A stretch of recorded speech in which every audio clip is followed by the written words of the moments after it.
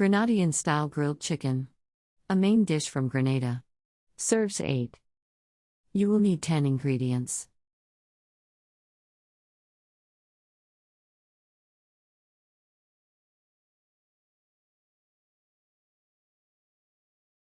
Step 1. Place all of the coating ingredients in a food processor and process until the mixture is finely chopped and well blended. Spread the mixture on both sides of the chicken breasts, cover, and chill for several hours or Step overnight. 2. When ready to cook, coat a disposable 9 by 13-inch aluminum pan with non-stick cooking spray. Arrange the chicken in a single layer in the pan, and pour any remaining juices over the chicken. Step 3.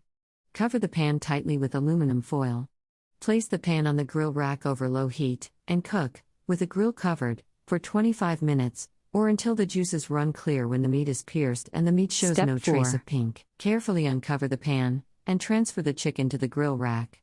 Continue cooking for 7 to 10 minutes, or just until the chicken is nicely browned, turning the chicken once and basting with any remaining pan juices. Step 5. Serve hot. If rain turns your cookout into a cookin', it is simple to bake this chicken in the oven.